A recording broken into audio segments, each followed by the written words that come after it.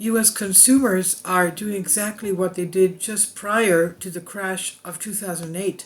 Michael Snyder reports on Economic Collapse blog. We never seem to learn from our mistakes. Just before the financial markets crashed and the economy plunged into a horrifying recession in 2008, U.S. consumers went on a debt binge of epic proportions. Mortgage debt, auto loan debt, credit card debt all skyrocketed. And so when the economy finally crashed, all of a sudden, there were millions of Americans drowning in bills that they were unable to pay. Well, now it's happening again. According to the Federal Reserve Bank of New York, during the third quarter of 2022, household debt increased at the fastest pace that we have seen since the first quarter of 2008.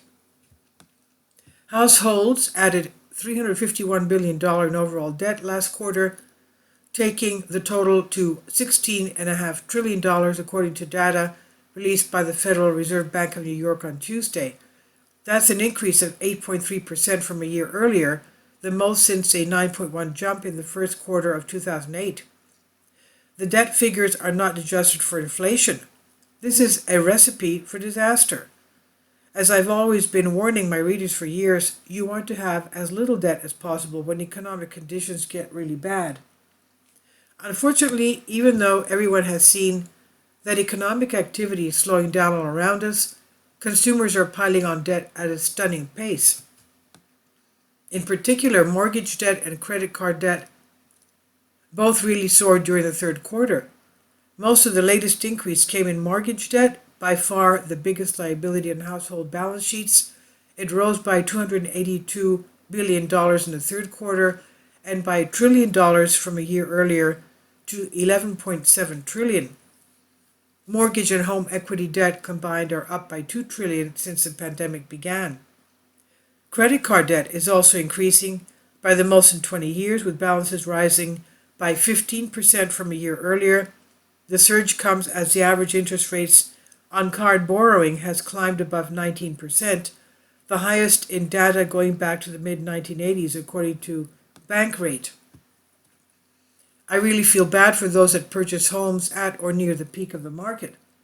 So many Americans have overextended themselves to get their homes, the homes of their dreams, and as prices plummet in the months ahead, millions of them will soon be underwater on their mortgage rates, just like we saw in 2008 and 2009. Even more troubling is the fact that Americans are racking up such huge credit card balances. The New York Fed is telling us that there are now 555 million open credit card accounts in this country, but only 329 million people live here.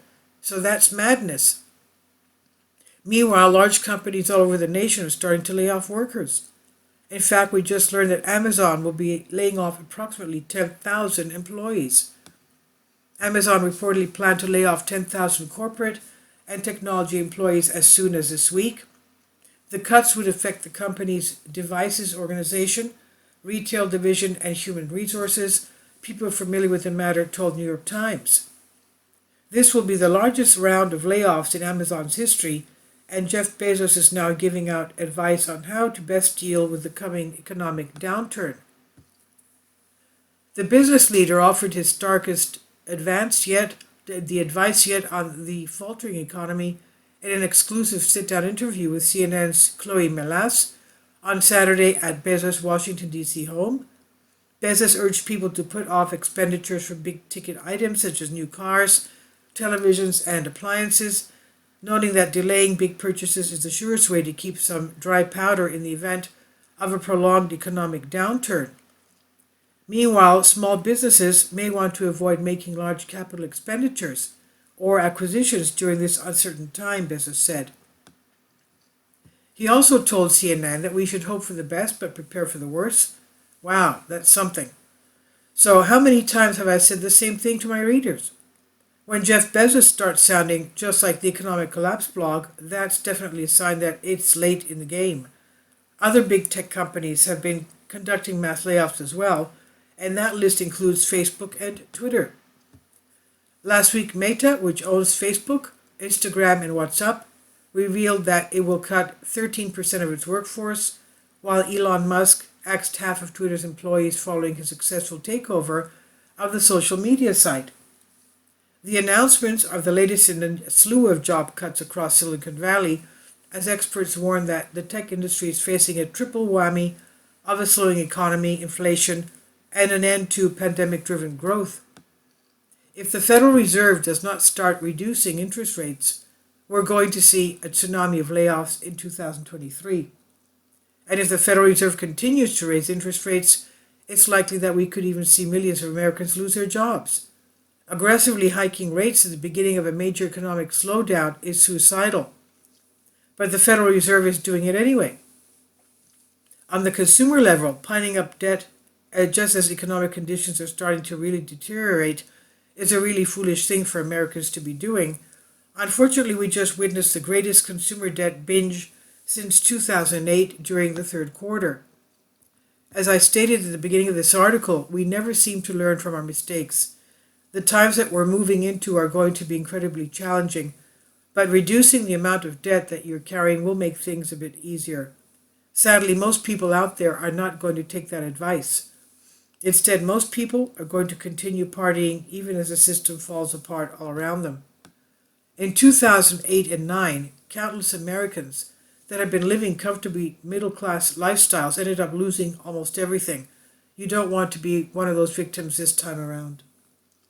We're going to see so much financial pain in 2023, but much of it could have been avoided if people would have made much different decisions ahead of time. This is by Michael Snyder. He says, "My name is Michael. My brand new book entitled End Times is now available on Amazon.